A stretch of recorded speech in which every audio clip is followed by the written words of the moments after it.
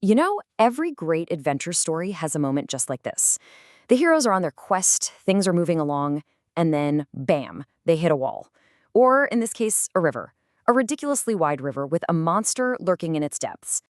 And that question right there is really the heart of our story today from the classic Journey to the West. See, our heroes are masters on dry land, but their enemy is a creature of the deep. So how in the world do you fight something you can't even get to? So let's set the scene. You've got the Buddhist monk Tang Sanzang and his 3 powerful disciples on this epic pilgrimage. But everything's come to a screeching halt. Their master has been snatched and dragged down into the Tongtian River, which literally means river to heaven. The whole mission, not to mention their master's life, is hanging by a thread. Okay, this is where the group's #1 problem solver steps in. The brilliant, the powerful, and, let's be honest, the often arrogant Monkey King, Sun Wukong. And of course, he's got a plan. But what his buddies don't know is that this whole plan is basically built around hiding a secret weakness of his own. It really makes you think, right? When you're a leader, do you show all your cards, or do you sometimes have to fudge the truth for the greater good? So listen to how Wukong words his command here. It's actually genius. He tells his brothers in arms, Bajie and Wujing, that they get to be the bait. But notice his phrasing, "Let me, old Sun, repair him." He's positioning himself as the big finisher, the one who'll deal the killing blow. But, and this is key, only once the monster is on his territory. He's managing his team and covering his own butt at the same time. But not everyone is buying it. Bajie, the pig man, he's immediately like, wait a minute. He figures Wukong is just trying to be lazy and get out of doing the dangerous part. And Wukong's excuse? It sounds totally logical. I mean, of course you want to fight the enemy away from their home base. It's a fantastic lie because it's wrapped in a genuinely good military strategy. And there it is, the big secrets. The Monkey King, the guy who can leap thousands of miles in a single bound and fight off entire armies of demons, has a weakness. He can't swim very well. It's just a fantastic reminder that nobody's invincible. Even the greatest heroes have a vulnerability they've got to plan around. His entire brilliant strategy, it's all just a cover-up. So even though Wukong has this secret motive, the plan itself is actually pretty solid. Let's break it down. Step 1. Bajie and Wujing jump in and just start yelling insults. Step 2, they pretend to run away, pulling the monster toward the shore. And finally, step 3, Wukong is hiding on the bank, playing the ambusher, ready to strike the second that monster is out of its element. It's a classic bait and switch. Look, having a great plan is one thing, but having a clever opponent, that's something else entirely. Wukong's brilliant idea is about to be put to the test, and well, it doesn't exactly go the way he wanted. So even though he's suspicious, Bajie does what he's told. And he's still kind of fuming because Wukong slapped him for questioning the plan earlier. So he just unleashes the storm of insults at the monster's underwater cave. And you know what? It totally works. The monster gets furious and comes rushing out to fight. The first 2 steps go off without a hitch. Bajie and Wujing drag the monster all the way to the shore. Wukong leaps out from his hiding spot and wham!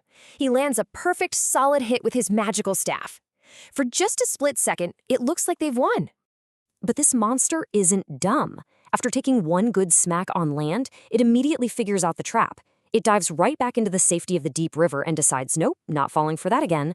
And just like that, the plan is toast. They're at a complete stalemate. Their single best idea is now completely useless. This is that moment of pure crisis. Their one clever trick is gone. Their master is still a prisoner, and the clock is ticking. The monster is safe in its home turf and holds all the cards. I mean, what do you do when your own genius just isn't enough? Well, when your own power and your own cleverness have hit their limit, you've really only got 2 choices. You can give up, or you can ask for help from someone way, way more powerful than you are.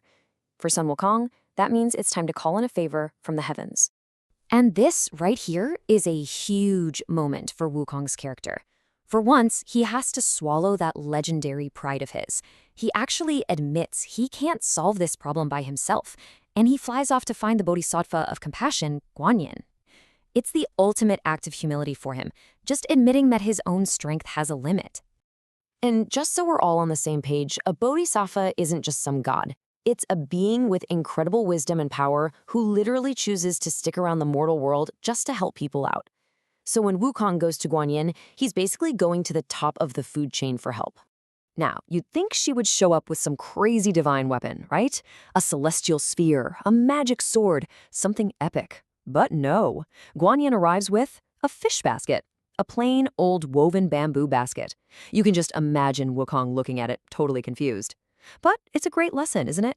The best solution is often the simplest one, designed perfectly for that one specific problem. And here comes the twist, and it is a fantastic one. Guanyin explains everything. This terrifying river monster, it isn't some ancient demon. It's her pet goldfish. Apparently, the little guy was always listening in on her divine sermons, and over time it absorbed some of that power, got immortal skills, and then escaped the pond to go cause some chaos. It's such a fascinating idea that even good positive power can have some seriously dangerous and unintended side effects. So, with the mystery solved, all that's really left is the cleanup. Guanyin easily scoops up her runaway pet in that little basket. But the story isn't quite over. See, the pilgrims' actions have set one more thing in motion, a final karmic reward for all their trouble.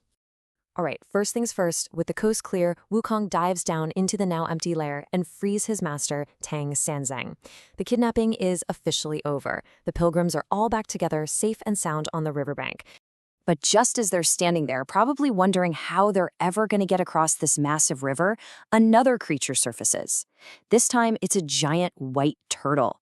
And he explains that he was the original spirit of this river, but he'd been bullied into hiding by that super-powered goldfish. And here it is, the karmic payoff, just out of pure gratitude. Because Wukong and his friends got rid of the tyrant fish, the turtle offers to carry them all across the river on its back. It solves the exact problem that started this whole mess. It just goes to show you, right? Good deeds, even when you're doing them for your own reasons, tend to ripple outwards. So, they finally get across the river and can continue their journey west. But as the turtle carries them, he makes one tiny request. When they get to their destination, could they please ask the Buddha about his own fate? A promise is made. And as we all know from these epic stories, a forgotten promise always has a way of coming back to bite you.